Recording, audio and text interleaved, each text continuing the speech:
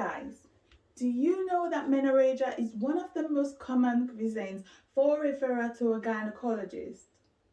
Up to 25% of women suffer at least one episode of dysfunctional uterine bleeding during their reproductive age. This video will give a brief explanation on what menorrhagia means, its underlying causes, and complications. So, are you ready? Hey guys, I am Bukola, an advanced clinical nurse practitioner like you all know, with a master's degree in advanced clinical nurse practice and the founder of www.thewellnesswithbukola.com, a platform created to promote good health, improve quality of life, rumble on interesting lifestyle topics, and travel documentaries. And you're in the right place if you want to learn more about your health, well-being, lifestyle advices, and travel destinations. Please do not forget to subscribe to my YouTube channel, which is Wellness with Bukola. Follow on Instagram, TikTok, and Twitter, Wellness with Bukola, for more interesting topics. Now, we're going to talk about menorrhagia. Now, what is menorrhagia? Menorrhagia is excessive, which means heavy menstrual blood loss, which occurs regularly every 24 to 35 days and interferes with a woman's physical, emotional, social, and material quality of life.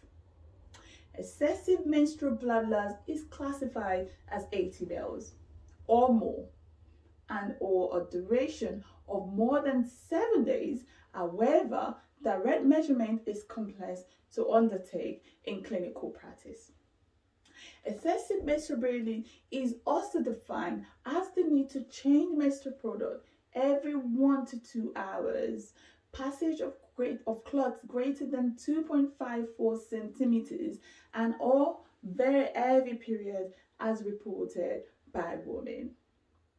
The prevalence increases with age, peaking in women aged 30 to 49 years.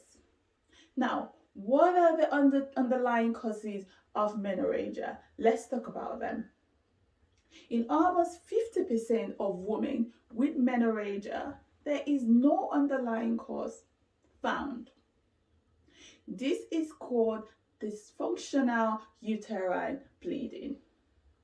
Whilst in other women, the etiology can be classified by the cause.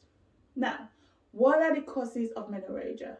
The causes of menorrhagia include uterine and ovarian pathologies, systemic diseases and disorders, and iatrogenic causes. Now, let's talk about the uterine and ovarian pathologies. They include uterine fibroids, which causes dysmenorrhea, and dysmenorrhea means severe and frequent menstrual cramps and pain during your period, and pelvic pain. Number 2 is your endometriosis, which causes dysmenorrhea as well, and dyspareunia. And dyspareunia means the persistence or recurrent genital pain that occurs just before, during, or after sex, and pelvic pain and difficulty conceiving as well. Now, number 3 is the pelvic inflammatory disease and pelvic infection. For example, you've got the chlamydia, which may also present with vaginal discharge, pelvic pain, intermenstrual and postcoital bleeding and fever. Number 4 is the endometrial polyps, which is the intermenstrual bleeding.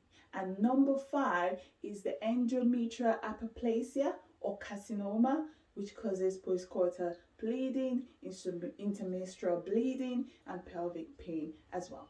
And number 6 is polycystic ovary syndrome, which causes anovulatory menorrhagia and irregular bleeding. Now, let's talk about systemic disease and disorder.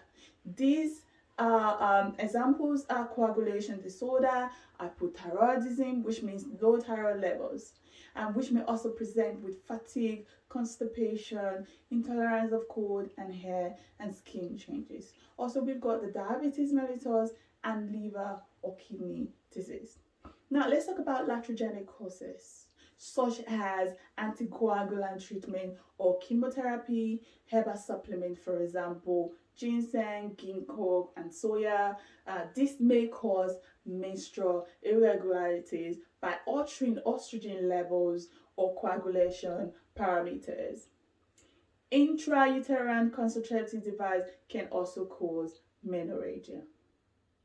Now, let's talk about the complications of menorrhagia.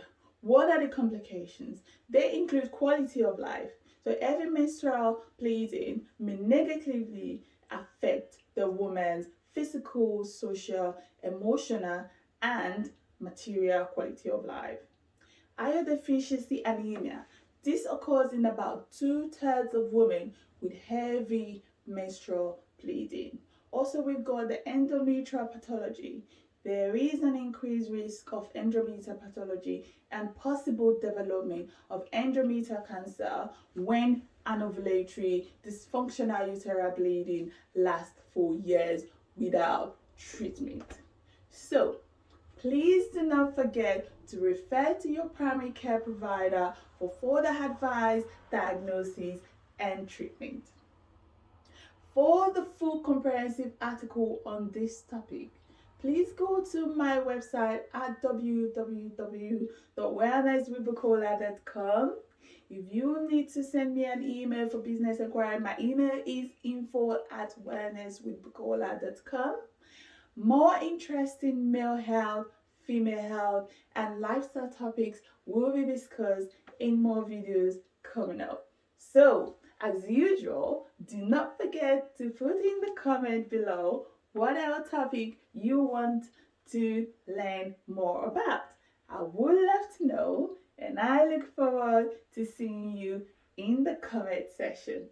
Okay, bye for now.